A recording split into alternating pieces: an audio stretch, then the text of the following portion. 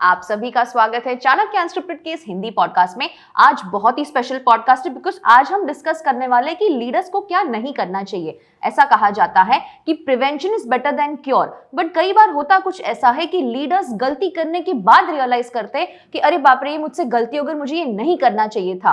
तो अर्थशास्त्र के हिसाब से हमें क्या नहीं करना है वो आज हम सीखने वाले हैं इस पॉडकास्ट में। सर, आपका बहुत बहुत स्वागत है। Thank you Mansi ji, once again. ये जो आप सीरीज चला रहे हैं उसमें मुझे भी बहुत कुछ सीखने को मिल रहा है। Thank you sir. ऐसा कहते हैं ना कि वृद्ध से, जैसे हमने चाणक्य अर्थशास्त्र में सीखा है, हमें पता है कि एक्सपीरियंस होने के बावजूद भी हमें एडवाइस लेके, जैसे हम कहते हैं कि discuss before you decide, but फिर भी कुछ लीडर्स डिस्कशन नहीं करते। शायद उन्हें ऐसा लगता है कि मुझे बहुत एक्सपीरियंस है या मेरा तो बहुत एज हो गया है तो मुझे किसी की सलाह लेने की जरूरत नहीं है। तो सर, ये भी तो एक बड़ी गलती है ना? गलती नहीं, बहुत बड़ी गलती है। जैसे आपने कहा, इसका कारण क्या है? चाणक्य खुद कहते हैं आप सही भी हो तो भी आपको उसको और एक बार रिकन्फर्म करना चाहिए। हमें क्या लगता है हम सही है, एंड शायद आप सही हो, लेकिन वो कहते हैं ना, हु वेरीफाइज इट, कौन आपको बताता है कि आप बिल्कुल सही हो। तो इसलिए कहते हैं कि अगर आपने कोई डिसीजन लिया एक नेता या लीडर करके, एक बार पूछ लो कितना समय लगता है। You can't be impulsive but you have to be quick. ज्यादा जल्दबाजी में आप बहुत नुकसान कर सकते हो, लेकिन आपको कोई भी जो निर्णय होता है, डिसीजन होता है, वो ज्यादा पोस्टपोन नहीं कर सकते। तो अगर आपने सोचा समझा, आपने वृद्ध संयोग करके एक निर्णय लिया, फिर भी एक बार पूछ लो। जैसे हम कहते हैं फाइनल स्टैम्प, जो थप्पा लगता है वो केवल ज्ञानियों से होना चाहिए। ये अगर गलती करोगे आप तो नुकसान बहुत बड़ा हो सकता है। सर, आप कई बार हमें सेशंस में भी समझाते हैं कि एज डजंट गारंटी मैच्योरिटी। तो सर, इसका आप मुझे पर्सपेक्टिव बता सकते हैं? बहुत अच्छा मानसी जी, बिकॉज आई टेल यू कैसे होता है कि बहुत लोगों के मन में एक ऐसे धारणा होती है कि अगर हम बड़े हो जाए एज से या आयु से, हमें बहुत सारा ज्ञान मिलेगा, अनुभव मिलेगा, but there is no guarantee कि वो ज्ञानी है। एक आपको उदाहरण देता हूँ, जैसे मैंने बहुत जगह देखे और आपने भी सुना होगा, जनरेशन गैप। अगर मैं स्टूडियो में बैठा हूँ तो जितने भी हमारे टेक्निकल टीम है उनसे मैं कितना सीख सकता हूँ। अब आयु में एज वाइज आई भी more, I would say experience then them, लेकिन इस फील्ड में मैं नया हूँ। होता क्या है कि बहुत सारे लोगों का मन में एक अभिमान होता है कि मैं बड़ा हूँ मतलब मुझे सब कुछ आता है, और यहीं पे गलती होती है। जैसे आपको वृद्ध की बात बताऊँ, देयर आर डिफरेंट टर्मिनोलॉजीज, अलग अलग शब्द है। वन इज आयु वृद्ध, जो उम्र से बड़े हैं, वृद्ध मतलब जो बड़े हैं। दूसरे जो होते हैं बुद्धि वृद्ध। ये अर्थशास्त्र में बहुत यूनिक और अलग सा एक शब्द है। वृद्ध है, बड़े हैं, लेकिन बुद्धि से। दूसरा हम बोलते हैं ज्ञान वृद्ध, जो ज्ञान है और वृद्ध है। अभी आप देखो कि सारे कॉम्बिनेशन नहीं मिलते। बहुत सारे लोग होते हैं जो ज्ञानी होते हैं लेकिन उम्र में कम होते हैं। हमारे भारत में संत परंपरा है, जहाँ पे हमने बहुत जगह ये देखा है कि जो संत होते हैं वो अपने जो शिष्य होते हैं या जो भक्त होते हैं उनसे उम्र में छोटे होते हैं। एक उदाहरण दो, आदि शंकराचार्य, उनके पास बहुत बड़े भक्त थे, लेकिन बहुत सारे भक्त राजा महाराजा भी थे और बहुत उनसे आयु में भी बड़े थे। जैसे आप देखेंगे कि यहाँ पे ज्ञानेश्वर महाराज महाराष्ट्र में देखेंगे तो आप बहुत सारे ऐसे एक उदाहरण देखते हैं जहाँ पे वो ज्ञान से वृद्ध हैं लेकिन आयु से वृद्ध नहीं है। मैं तो अपने जीवन का उदाहरण दूंगा कि मेरे इतने सारे स्टूडेंट्स हैं जो मेरे से उम्र में बड़े, they are chairman of company, they managing directors of companies. फिर मुझे लगता है अरे ये तो चेयरमैन है, मुझसे क्या सीखेगा। फिर भी लगता है कि नहीं, वो जो वृद्ध जो होता है आयु से नहीं। इसलिए अगर इंग्लिश में कहूँ, growth doesn't guarantee maturity. Maturity का मतलब ये होता है कि जिनको समझ है। बहुत सारे जो आयु से वृद्ध होते हैं उनमें समझ कम होती है। और मैं तो हमेशा अपने नेक्स्ट जनरेशन यूथ को ये कहता हूँ कि देखो, जब भी घर पे झगड़ा हो जाए अपने माँ पिताजी से या फिर जो हमसे बड़े हैं, I expect you to be more mature, not your parents. Practically possible है, पॉसिबल है। जैसे हम बहुत सारे जो कॉन्फ्लिक्ट हम घर पे देखते हैं, बहुत सारे स्टूडेंट्स मेरे पास आते हैं और पूछते हैं कि मेरे पापा से, मम्मी से या फिर दादा दादी से बनती नहीं है। तो मतलब बनाना आपको पड़ेगा, लेकिन वो तो बड़े हैं, बिल्कुल बड़े हैं, आयु से बड़े हैं, लेकिन क्या तुम दिल से बड़े नहीं हो सकते? उनको समझो, because after an age change is not possible for everyone. क्योंकि क्या होता है, जैसे आप देखोगे कि खाने की बात है, अगर आप बचपन से ही खाना खा रहे हो, वो जो हैबिट आप चेंज नहीं कर सकते, थोड़ा सा आप कर सकते हो। जैसे किसी को स्वीट पसंद है, किसी को तीखा पसंद है, किसी को वेज पसंद है, नॉन वेज पसंद है, तो अगर आप देखोगे कि वो चेंज नहीं हो सकता, अभी उसी बात को हम आगे बढ़ाएं तो विचार भी चेंज नहीं होते, एंड देयरफॉर ऐसे पीपल समटाइम्स बिकम रिजिड, वो थोड़ा सा वो ये हो जाता है कि यही सही है, लेकिन उसमें एक चीज भूल जाते हैं कि शायद कोई नया जो हम बोलते हैं डायमेंशन या नया दृष्टिकोण हम भूल जाते हैं। जैसे मैं जब भी हमारे बच्चों के साथ बैठता हूँ, and I am a father, and भगवान की कृपा से अच्छी फैमिली है, बच्चों के साथ मेरा 2 रोल होता है और मैं कभी उसे मिक्सअप नहीं करता। जैसे अगर मैं पिताजी हूँ, ओके, तो मुझे उनको सही क्या है गलत क्या है मेरे अनुभव से बताना चाहिए, वो मेरा धर्म है, वो मेरा कर्तव्य है। लेकिन मैं कभी सोचता हूँ उनके पास ऐसी चीजें हैं जो शायद मेरे पास नहीं है, उदाहरण के लिए टेक्नोलॉजी, या फिर आज की सोशल मीडिया देखो, मैं भी समझ सकता हूँ लेकिन शायद उनको समझ ज्यादा है। इसको हम कॉर्पोरेट वर्ल्ड में कहते हैं रिवर्स मेंटरिंग। तो छोटे भी बड़े को सिखा सकते हैं, लेकिन बड़े जो होते हैं सीखने को तैयार नहीं होते। Therefore, ये होता है कि ये जो वृद्धि की बात है कि हम आयु से वृद्ध डजंट मीन वी आर ज्ञान वृद्ध या बुद्धि वृद्ध। तो अगर हम दोनों करें तो जो सब जनरेशंस खुश रहेंगे। वाह सर, आपने बोला कि सीखने की बात है, लेकिन सर सीखने से पहले सुनना भी तो जरूरी है ना। और कई बार होता कुछ ऐसा है कि लीडर्स तब सुनते हैं जब कोई बड़ी प्रॉब्लम आ जाती है। तो सर इस पे आप क्या कहना चाहेंगे कि क्यों सुनना जरूरी है? छोटी प्रॉब्लम को नहीं सुनोगे तो वो बड़ा प्रॉब्लम हो जाएगा। जी सही बात है। आप लोग लीडर तब सुनते हैं जो बड़ा प्रॉब्लम हो। अरे बड़ा बना इसलिए क्योंकि आपने उसे सुना नहीं जो वो छोटा था। जैसे इंग्लिश में कहते हैं if you don't solve the problem as a bird you will not be able to solve it when it becomes big. And Chanakya ने कहा है कि listen to every urgent matter. सुनना, प्लीज अंडरस्टैंड कि सुनना का मतलब ये नहीं कि केवल एक कान से सुनना दूसरा निकाल देना। समझना और सोचना कि ये क्यों ऐसे कह रहा है। जैसे अगर किसी को प्रॉब्लम है वो कभी बताएंगे नहीं, लेकिन आपको समझना है कि इसको प्रॉब्लम है। तो ये सिर्फ सुनने से नहीं, जिसको हम कहते हैं EQ, इमोशनल क्वेश्चन। कोई अगर बोलता है पहले तो हम सुनते ही नहीं, और लीडर्स लोग का एक अभिमान होता है ये क्यों मेरा टाइम वेस्ट कर रही है, तो छोटा है। इसके बाद क्या होता है जब वो छोटा बड़ा हो जाता है तो फिर उसको गुस्सा निकालता है। तो मैं बोलता है कि अगर आप सुनने की आदत डालो, केवल सुनना मतलब दिल से सुनना, समझना, believe me you will become a good leader. और चाणक्य ने भी क्या कहा, listening is the first quality of a leader. Listening and understanding, सुनना और समझना नहीं करोगे तो प्रॉब्लम ही प्रॉब्लम रहेंगे। सर कुछ लीडर्स ऐसे होते हैं कि सुन लेते हैं कि हमें ये स्ट्रैटेजी अप्लाई करना है, हमें ऐसे प्रोजेक्ट को एग्जीक्यूट करना है, बट एक्शन नहीं लेते। तो सर टाइमिंग को लेके क्या गलतियां नहीं करनी है स्पेसिफिकली ऑर्गेनाइजेशन लेवल पे? सो टाइम एंड टाइमिंग बहुत मैटर करता है। जैसे कहते हैं stitch in time saves nine. अगर आपने कुछ छोटा प्रॉब्लम देखा तभी करेक्ट करो, ये तो बड़ा हो जाएगा, उसके बाद आप कुछ कर ही नहीं सकते। तो अगर आपको लगता है छोटा सा प्रॉब्लम है, समझो डॉक्टर को दिखाना है या फिर किसी से एडवाइस लेनी है, वो ले लो तब का तब। जैसे हम देखो बारिश का सीजन चल रहा है, छोटा सा लीक है, छोड़ दो यार। बट छोटा सा लीक इज इंडिकेशन कि आपने अगर उसको ठीक नहीं किया तो शायद वो लीक इतना बढ़ जाएगा कि आप उसको करेक्ट भी नहीं कर पाओगे। तो इसीलिए लीडर्स को ये बहुत जरूरी है समझना कि जैसे बड़े बड़े संस्थाएं, ऑर्गेनाइजेशंस होती है, छोटे छोटे प्रॉब्लम आपके पास नहीं आते तो आप देखो, और अगर आप तभी का तभी करेक्ट नहीं कर पाओगे तो बहुत सारा प्रॉब्लम बढ़ते जाता है। उदाहरण के लिए अगर आपके ऑर्गेनाइजेशन में कोई समस्या है तो आप समझ लो शायद वो छोटे लोग बताएंगे भी नहीं, फिर आप उनके पास जाओ, उनके साथ बैठो, समझो। ये मैंने सीखा था डॉक्टर APJ अब्दुल कलाम। तो काफ़ी मैं आई से लकी हूँ, काफ़ी भाग्यवान हूँ कि उनके साथ काफ़ी टाइम मुझे मिला और बार बार मिला। अभी तो है नहीं। तो मुझे अभी एक घटना याद है कि हम लोग बैंगलोर में कॉन्फ्रेंस में थे तो उनके बाजू में बैठने का मौका भी मिला था। तो हम तो उनको रोल मॉडल समझते थे, प्रेसिडेंट ऑफ इंडिया वगैरह वगैरह। तो मैंने उनसे पूछा था कि कलाम सर आप इतने बड़े कैसे बने। उन्होंने एक ऐसी बात बताई जो मैं आज भी मेरे दिल में रहेगा, बड़ा बनने के लिए छोटे लोगों को समझो। वाह। जो छोटे लोगों को समझता है वही बड़ा बन सकता है। तब मैंने सोचा ऐसे बोल ही रहे कि फिर उनकी किताब है विंग्स ऑफ फायर, जैसे बहुत सारे किताबें उनकी, आपको पढ़ना चाहिए। जब भी वो स्पेस प्रोग्राम कर रहे थे, मिसाइल्स वगैरह बना रहे थे, मुझे अभी भी याद है, he said I used to get my best ideas from the last person on the shop floor.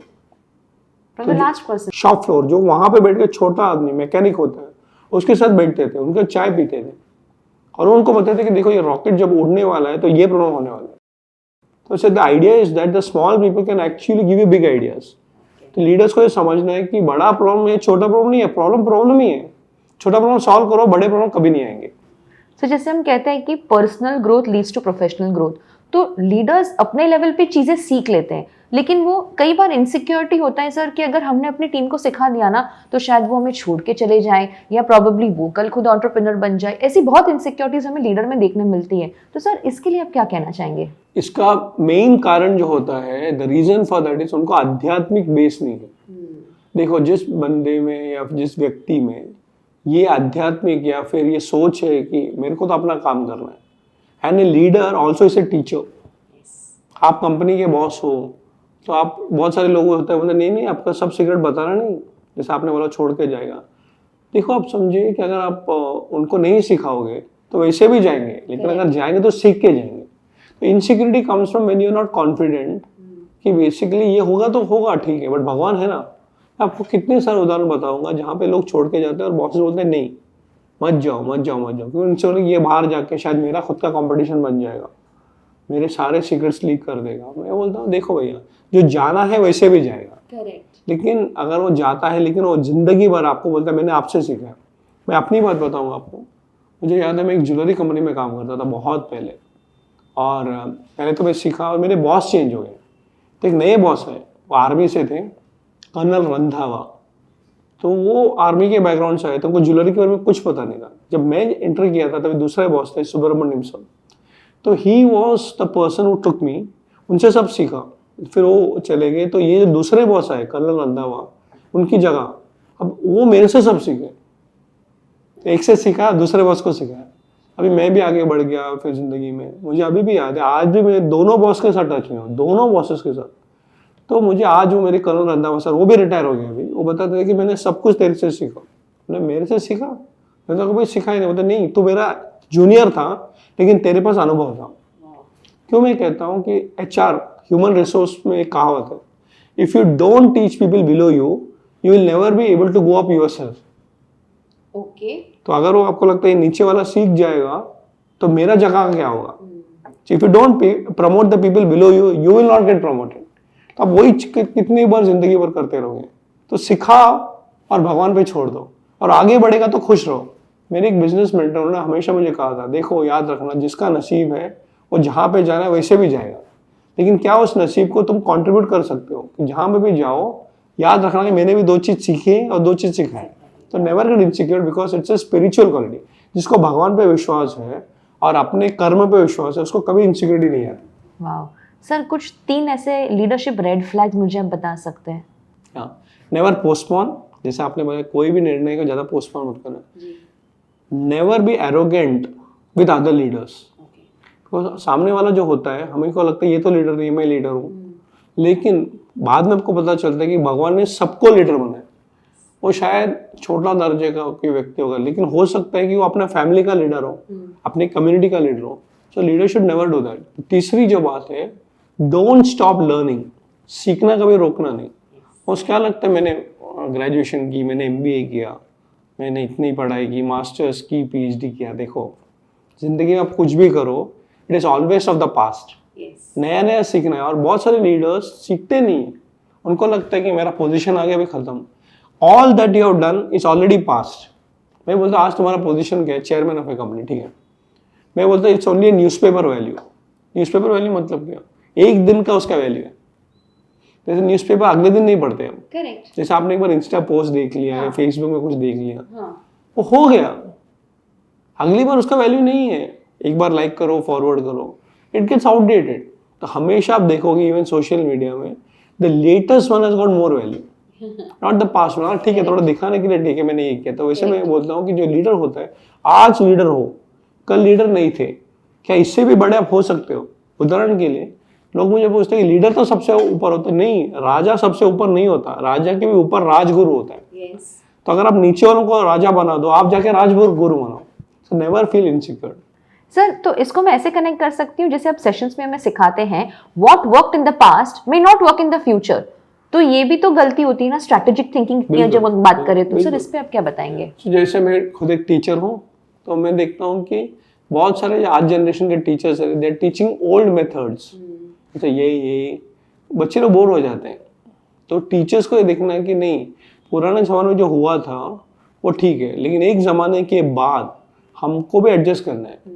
So we should also teach, but teach it differently. एक कहावत है, what is the solution of the past which becomes a problem for the future. Solution becomes a problem. For example, अगर मैं आपको बोलूं कि आपको जो भी let's say देखनी है, let's say फिल्म देखनी है, OTT पे कुछ देखनी, you should only watch it on television. Okay. But that is how your parents started.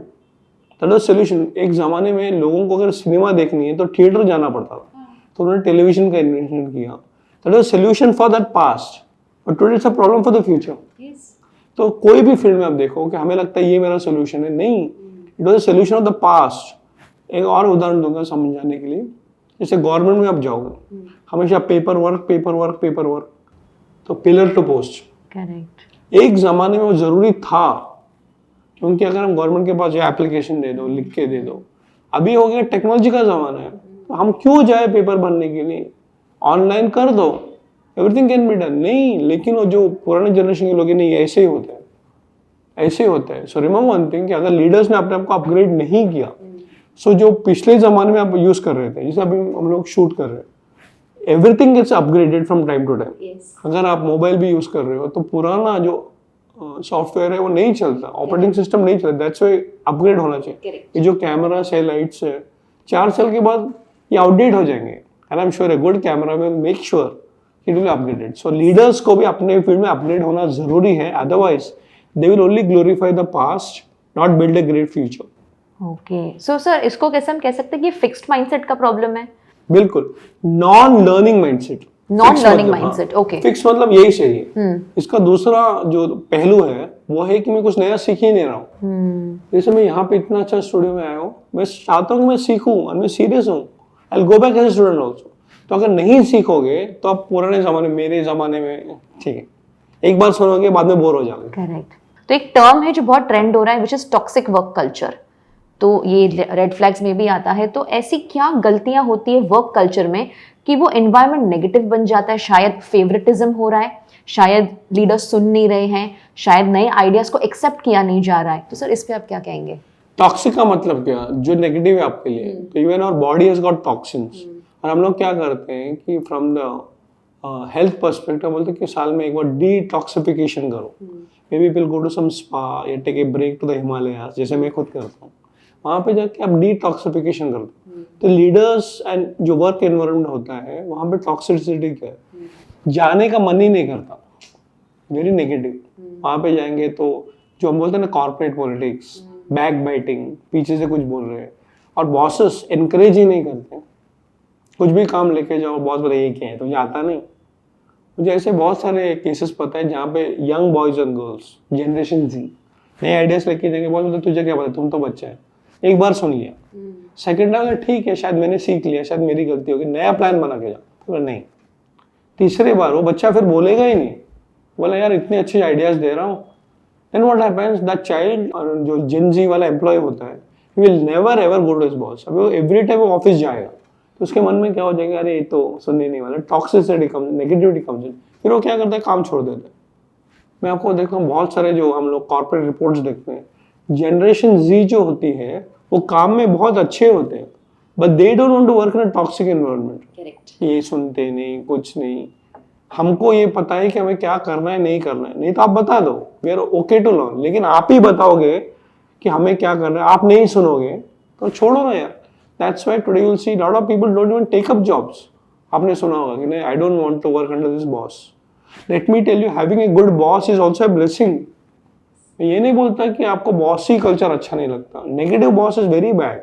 एक अच्छे लीडर मिल गए तो आप सीखोगे. Correct. और अच्छा नॉन टॉक्सिक इकोसिस्टम या एक वातावरण बनाना, ये लीडर के ऊपर बहुत जरूरी है कि लोग आए और खुश होके जाए. मैं आपको एक उदाहरण बताऊंगा. मुझे याद है, हमारे मन में अगर देखो तो गवर्नमेंट ऑफिसर्स कितने टॉक्सिक, नेगेटिव, उधर जाके खड़े रहो लाइन में. कोई भी आप सरकारी ऑफिस देखोगे तो ऐसा नेगेटिव, एक टॉक्सिक एनवायरनमेंट लगता है. बट मुझे याद है, मुझे एक बार मैं चंडीगढ़ में गया था. It was a government office में बहुत सारे गवर्नमेंट प्रोजेक्ट्स भी करता हूँ तो आपको पता. एक बार गया था तो it was a very interesting office. छोटा सा ऑफिस था, 20-25 लोग थे. गवर्नमेंट के लिए 20-25 लोग is a very small office. तो चंडीगढ़ में गया था तो वहाँ पे पहली बार गया, because I knew that person. तो वो गवर्नमेंट के ही लीडर थे, he was an IAS officer. इतने इनकरेजिंग तो उन्होंने मेरे ऑफिस आओगे क्या, तो इसे घर पे आओ। मैं गया तो वहाँ पे उनके केबिन में बैठे चाय वगैरह पिया, बोले मैं थोड़ा सा एक फ़ोन कॉल में करके आता, तो आप मेरे टीम के साथ बैठो। पहली बार मैंने देखा कि इतने इंस्पायर्ड लोग थे। गवर्नमेंट ऑफिस में नहीं तो सब लोग रोते रहते हैं, वेरी नेगेटिव टॉक्स हैं। तो मैंने उनको पूछा कि बताइए आप इतनी खुश कैसे गवर्नमेंट ऑफिस में? तो आपने क्या पता, उन्होंने बताया मुझे कि हमारे बॉस है ना बहुत अच्छे हैं। अच्छा, बॉस अच्छे मतलब कि कभी हमको ना नहीं बोलते, हमको गलती सुधारते भी है, और हम कोई भी आइडिया लेके जाए तो हमको बोलते चलो करके देखें। तो देख आपको कैसे फीलिंग होता है ऑफिस आने के लिए? क्या बोले पता है आपको? तो बोले हमें संडे घर पे बोर होता है, we look forward for Monday mornings. और हमारे यहाँ पे अरे भाई थैंक गॉड इट्स फ्राइडे, खत्म हो गया बॉस का, 2 दिन आराम करो, फिर मंडे ब्लूज। गवर्नमेंट ऑफिस में कोई बताए कि हमको संडे घर पे बोर होता है? ये पहली बार सुना सर। वही मैं कह रहा हूँ कि देखो गवर्नमेंट ऑफिस की बात नहीं है, it is about the leader. तो क्या हम लीडर्स ये सोच सकते हैं कि हमारे जो टॉक्सिक एनवायरनमेंट उसका कारण क्या है? Because somewhere we are wrong, हम सोचते नहीं है। इनफैक्ट उत्साहवर्धक, ये एक वर्ड है जो अर्थशास्त्र में भी आता है कि हमें लोगों को उत्साही बनाना है। In fact people should feel like coming to an office, not running away from office. Sir एक और रीजन ये भी हो सकता है ना, लैक ऑफ रिकग्निशन। लोगों को अप्रिसिएशन चाहिए, ह्यूमन टेंडेंसीज, साइकोलॉजी हम कह सकते हैं कि एक हम वर्बल अप्रिसिएशन भी दे दे तो उसे काम करने का और बोलते ना एक इच्छा होती है, उसको और मोटिवेशन मिलता है। बट लॉट ऑफ टाइम्स हमने देखा है कि साल भर में एक एनुअल इवेंट होता है, आपको अवार्ड दे दिया कि you are the best employee या जो भी आपका टैगलाइन है, और पूरे साल भर में एकदम ऑपोजिट बिहेवियर होता है। तो सर इसके बारे में आप क्या कहेंगे? हाउ कैन वी एनकरेज, जैसे अभी स्टार्टअप कल्चर है कि have recognition in your organisation? So मैं आपको बताऊंगा लीडर का काम क्या, what is the work of a leader? Create more leaders, that's one part of it. तो प्राइमरी जो चाणक्य बोलते 3 चीज, फर्स्ट इज एंश्योर सिक्योरिटी, लोगों को सेफ एनवायरनमेंट लगे। अरे यार यहाँ पे तो हम आएंगे तो विल बी सेफ, वरना टॉक्सिक नेगेटिव हो जाएगा। Second thing is to create good economic systems, जो भी पैसा दे रहा है वो व्यवहार अच्छा हो। Third is very important, rewards and recognition. तो केवल अपना रिवॉर्ड देके कि चलो यार बेस्ट एम्प्लॉय अवार्ड, बाद में नो रिकग्निशन। मैं आपको बोलता हूँ कि रिकग्निशन और रिवॉर्ड के लिए आपको अवार्ड सेरेमनी को रुकने की जरूरत नहीं है। You can give a pat to that person जो बहुत अच्छा काम कर रहा है। You can give a little bonus even if it is not a increment time. Take them out for a party, 1-to-1। मैं तो यहाँ पे भी बोलता हूँ 5 मिनट प्यार से बात करो 1-to-1, वो भी रिवॉर्ड है, वो भी रिकग्निशन, आप अच्छा काम कर रहे हो। But what happens, lot of people specially जो लीडर्स जो होते हैं उनको मन में एक वहम होता है कि लीडर मतलब हमेशा डांटना, they should be afraid of us. बहुत से लोग ऐसे अब जाते हैं तो एटीट्यूड, अरे इससे क्यों बात करने का, नहीं। Therefore recognition doesn't require an award ceremony. Recognition requires a large heart to appreciate everybody. वाह सर, जैसे हम कहते हैं कि strategies have to be dynamic, but sir इसको कई लीडर्स ऐसे करते हैं कि उनका इनकंसिस्टेंट बिहेवियर होता है। आज कुछ डिसीजन दिया, कल वो डिसीजन फ्लिप हो गया, तो हमें समझना नहीं है कि भाई भरोसा कैसे करें या इनके पे रिलाई कैसे करें। तो सर इनकंसिस्टेंट बिहेवियर भी तो एक टॉक्सिक वर्क कल्चर है ना? है। In fact if you have a Moody boss you will never be in the right mood. तो क्या होता है, मुझे अभी भी याद है जब मैं कॉलेज में था तो हमारे बहुत जो टीचर थे उन्होंने बोला कि आप इमेजिन करो, दैट टाइम हमारे पास जॉब नहीं था because we were looking out for first job. तो उन्होंने हमको बताया कि कैसे बॉस को सेलेक्ट करना चाहिए। हमको ऐसा बताया कि आप कंपनी मत सेलेक्ट करना है, हमको तो salary package, never select your company, select your right boss.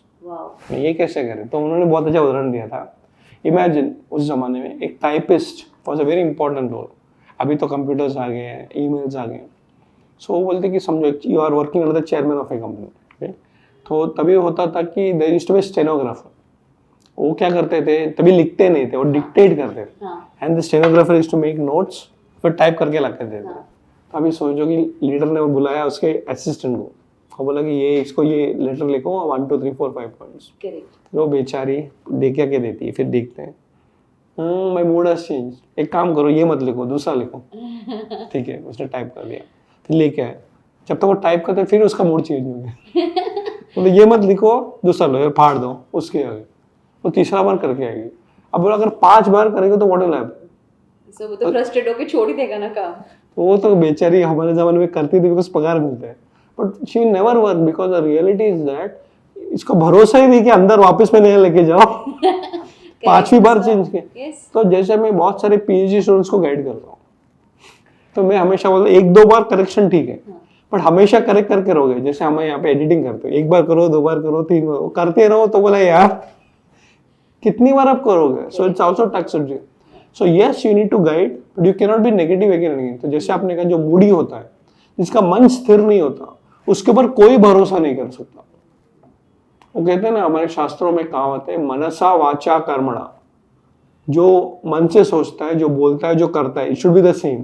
तो सोचता कुछ और है, बोलता कुछ और है, करता कुछ और है। You never trust such a person. Leader should be trustworthy like that. Yes. So coming to the end of the podcast, जैसे आप बताते कि लीडर्स आर पॉलीमैथ। कई बार हमने देखा है कि बिकॉज हमने एक सेट तरीके से काम किया है कुछ डेकेड्स तक, कुछ वर्षों तक, तो हमें अपग्रेड नहीं होना है। आपने बताया कि leaders have to upgrade themselves. आज सोशल मीडिया का ज़माना है, आज पर्सनल ब्रांडिंग चाहिए, बिजनेस ब्रांडिंग चाहिए, लिंक्डइन, सोशल मीडिया, इंस्टाग्राम। तो सर, इसको लेके आप क्या कहना चाहेंगे कि क्या गलती नहीं करनी है लीडर्स को, इररिस्पेक्टिव ऑफ स्टार्टअप्स या ऑर्गेनाइजेशंस? क्या गलती नहीं करनी चाहिए उसकी मैं बात करूंगा, लेकिन सोशल मीडिया में क्या करना चाहिए आपको बताना। बिकॉज ये जो जमाना है, हर जमाना बदलता रहता है, but if you are not present in the social media, okay, then you are not available to people. Social media केवल पोस्टिंग के लिए, वीडियो के लिए, कमेंट के लिए नहीं होता। आपको एक फील मिलता है कि लोग क्या सोच रहे हैं। इनफैक्ट बहुत सारे लीडर्स पोस्ट करने के बाद कमेंट को पढ़ते हैं, कौन देख रहा है, क्या कर रहा है। It's a customer feedback, it's your audience feedback. और मैं तो ये कहता हूँ कि अगर आपको अपने क्लाइंट्स ऑडियंस क्या सोच रहे हैं यही पता नहीं, आपको एक उदाहरण दूंगा। आप मेरे को लिंक्डइन में फॉलो करोगे तो मेरे एक बहुत अच्छे क्लाइंट थे जो अभी मित्र हो गए। तो उनका नाम है राजीव सेठी। तो मैं उनके ऑफिस गया था, किताबों की थोड़ी बात वगैरह की। I did not know it. Photo वोटो निकाला, सब निकालते बुक्स के साथ फोटो। फिर राजीव भाई करके, जिमिनी करके उनकी कंपनी है, बहुत अच्छी कंपनी। तो मैं आ गया और सुरेखा जो मेरी वाइफ है वो बोलती कि आपके बारे में बहुत अच्छा पोस्ट है। मेरा पोस्ट? कौन सा पोस्ट? वो सब आप लोग करते रहते। तो बोले कि राजीव भाई ने आपके ऊपर पोस्ट किया। राजीव सर ने मेरे बारे में? तो मैंने जाके खोला, बोलते इतना अच्छा कमेंट दिया। तो अच्छा फीडबैक। तो उन्होंने इतना अप्रिशिएट किया। राधा कृष्ण आए, हमारे गुरु है, गाइड, बोले गुरु गाइड वगैरह कुछ नहीं है, दोस्त है। बट देन आई रियलाइज्ड कि पूरे दुनिया में लोग पढ़ने लग गए। Now tell me one thing, it is not about posting. I never want to post, लेकिन कोई ना कोई उसको पोस्ट करता है, कमेंट करता है। इसलिए मैं कहता हूँ कि social media presence is important. Second thing जो आपने पूछा कि लीडर को लोगों को क्या नहीं करना चाहिए, मैं तो वेरी केयरफुल हूँ। Social media is a double aged sword. जितना आपको मदद कर सकता है उतना ही आपको डिस्ट्रॉय भी कर सकता है। तो मैं ये कहूँगा 2-3 चीज, डोंट गेट इनटू कंट्रोवर्सीज। क्यों? बहुत सारे लोग नेगेटिव पब्लिसिटी में आनंद लेते हैं, फॉरवर्ड हो जाएंगे। प्लीज अंडरस्टैंड, ये आपकी बात नहीं है। पर्सनल ब्रांडिंग तो होगा, लेकिन कंपनी का फ्यूचर भी उस पर है। So if you post something wrong, it's not about you. मुझे बहुत सारा लोग आते हैं जो सोशल मीडिया में कमेंट्स देते हैं या फिर आइडियाज देते हैं। मुझे अभी भी याद है, एक हम लोग, मेरे ऊपर एक मूवी बनी थी मेरी किताब के ऊपर, चाणक्य स्पीक्स। तो तभी एक प्रोफेशनल एजेंसी थी, तो उन्होंने बोला कि सर इसको हम लोग बहुत बड़ा कर सकते हैं। वेरी गुड, पब्लिसिटी तो करनी है। तो आपको 10 चीज चाणक्य के बारे में नेगेटिव बात करनी है। मतलब क्यों? तो बहुत सारे लाइक्स आएंगे, बहुत सारे आई बॉल्स आएंगे, बहुत सारा आपका व्यूअरशिप टाइम बढ़ेगा। बिकॉज अगर कोई भी नेगेटिव बात करो, for example if I use words like poison, danger, suicide, death, तो अट्रैक्ट करता है ना, परस्यूएसिव वर्ड्स बन जाते हैं। दिस सडनली मर्डर, तो ये सब वर्ड्स आर नेगेटिव। तो बोला कि चाणक्य में नेगेटिव 10 चीज बोलो। मैं बोला नहीं, सी पॉपुलैरिटी के लिए जो करते हैं that is not social media, but social media can be used for the right message also. तो मैं कहता हूँ कि be careful and use the social media for the right reason.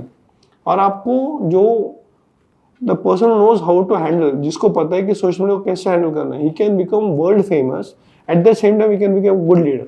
और इस फील्ड में अगर मैं उदाहरण दूं तो आनंद महिंद्रा, अगर आपने देखे उनके ट्विटर, अगर एक्स को आप फॉलो करोगे, ही promote so many things beyond Anand Mahindra and Mahindra company. किसी को स्पोर्ट्स में एनकरेज कर दिया, किसी सिंगर को एनकरेज कर दिया। अभी वो है तो कॉर्पोरेट लीडर, हाँ ऑफकोर्स उनकी जो गाड़ियां आती है वो भी प्रमोट करते हैं, but is not only promoting, he is building a brand today. Absolutely. और वो कैसे है कि वुमेन एम्पावरमेंट के ऊपर बात करते हैं, स्पोर्ट्स के ऊपर बात करते हैं। और आप देखोगे कि the presence helps with Anand Mahindra not only as a person but also the company, but is also becoming a social leader. So social media में होना जरूरी है, बट आपसे गाइडेंस लेके make sure you build a personal brand without being selfish. हाँ, I am sure आज आपने बहुत सारे लेसन सीखे होंगे कि एक लीडर को क्या क्या गलतियां नहीं करनी चाहिए। हमें कमेंट्स पे जरूर बताइए कि आज आपने सबसे बड़ा लेसन क्या सीखा। And don't forget to like, share and subscribe. Thank you.